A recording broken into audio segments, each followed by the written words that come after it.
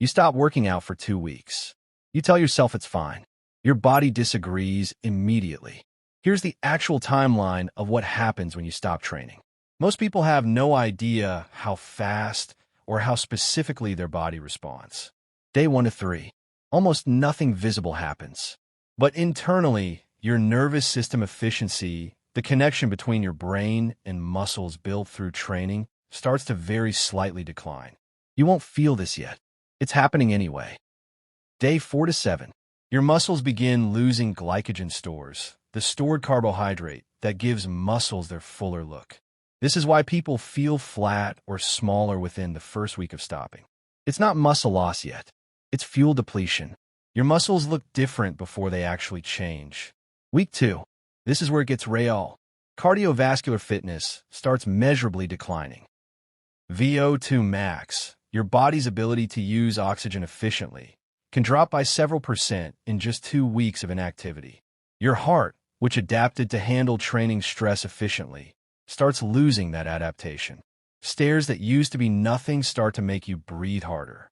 Also in week 2, actual muscle protein synthesis, the process your body uses to maintain and build muscle, begins slowing significantly. Your body senses reduced demand and starts reallocating resources elsewhere. This is the beginning of real muscle loss, not just fuel depletion. Week 3 to 4. Measurable muscle loss becomes visible. Strength decreases noticeably. The weight that used to feel manageable now feels heavier because your neuromuscular efficiency, the brain's ability to recruit muscle fibers effectively, has degraded. Your muscles are still mostly there. Your brain has simply gotten worse at using them efficiently. This is actually the good news hidden in the bad news. Most strength loss in the first month isn't muscle tissue disappearing. It's neurological, which means it comes back incredibly fast once you resume training. This is why people who return to the gym after a break regain their previous strength levels in a fraction of the time it took to build originally.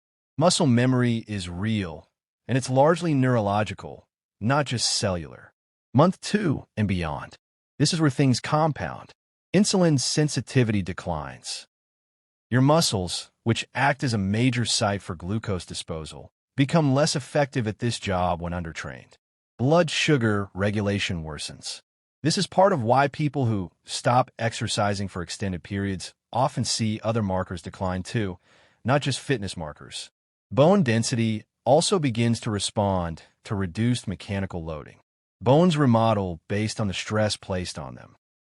Remove the stress for long enough and bone density slowly starts to decline, particularly in weight-bearing areas. Mental health effects compound throughout this entire timeline too.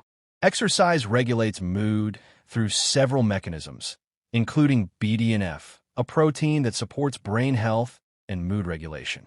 Within just 1 to 2 weeks of stopping, many people report measurable increases in anxiety and decreases in mood stability.